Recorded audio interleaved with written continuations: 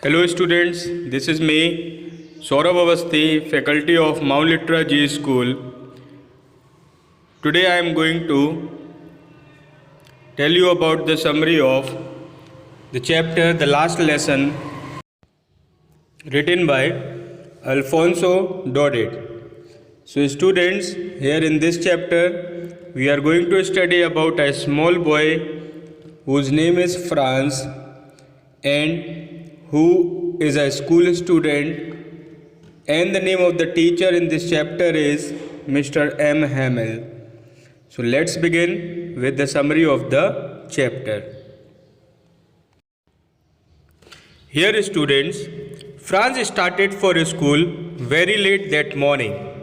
He was afraid of being scolded because M. Hamel was to question them on participles, and he did not know the first word about them. He thought of running away and spending the day out of doors. The warm bright day, the chirping birds and the Prussian soldiers drilling in the open field back of the sawmill very tempting. But he resisted the temptation and hurried off to school. There was a crowd in front of the bulletin board near the town hall.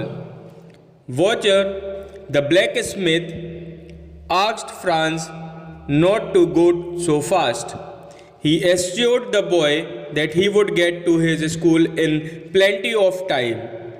Usually, there was a great bustle when the school began, but that day everything was as quiet as Sunday morning.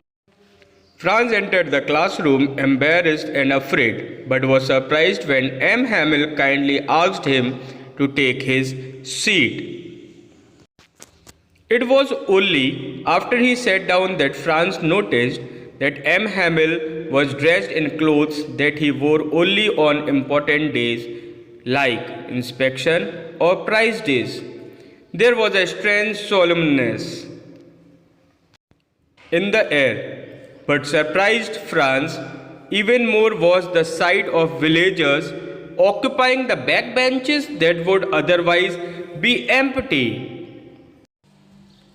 As Franz wondered what was happening, M. Hamel informed them in a grave tone that this would be their last French lesson.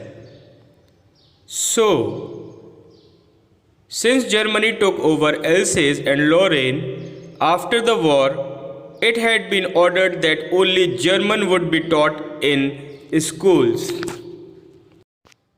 Now what?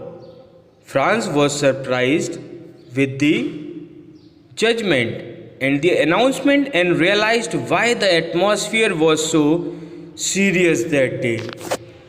Now he was filled with regret and wished he had paid more attention to his studies instead of fooling around. Now his books no longer felt like a nuisance, and he realized he would miss the cranky old M. Hamel. Here, Franz, then he heard his name being called out for recitation. Completely unprepared, Franz made several errors as soon as he began and stood there feeling terribly ashamed. Franz was not able to read, that means. So, again, instead of scolding Franz, M. Hamel spoke about the general tendency in the village to put off learning. He was shocked to see all that. The Russians could now mock them for not knowing to speak and write their own language, that is their mother tongue.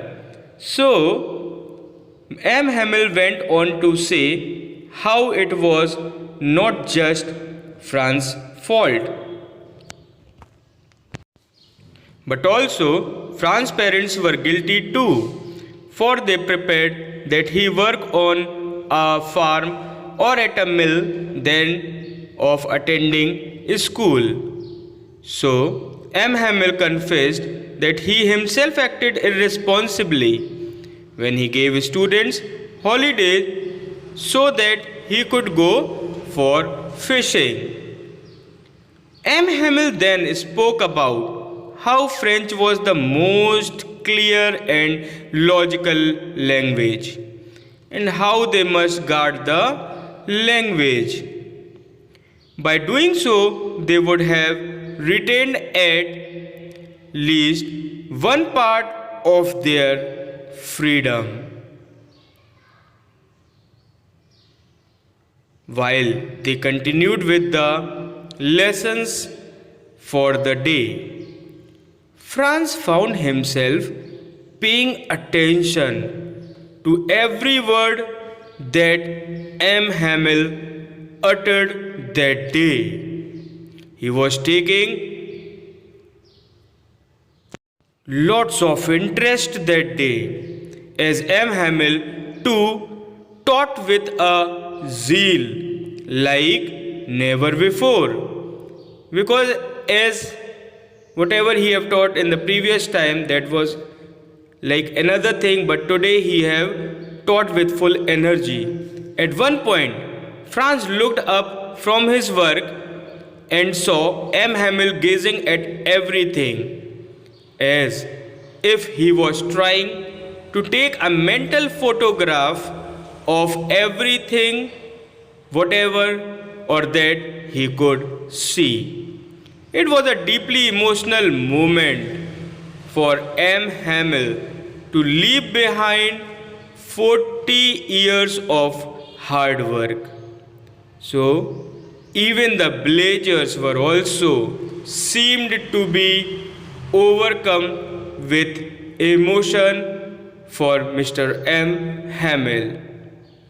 Finally, when the lesson ended, M. Hamel stood up to speak, but words were stuck in his throat. He was unable to speak anything. He was full of emotions because he was leaving. So, he only managed to write Vive la France on the blackboard and dismissed the class with a wave of his hand. Here, students, you can see this sentence which is written on the board, that is Vive la France, which means long live France. So unfortunately and finally, Mr. M. Hamel was again saying France to live long.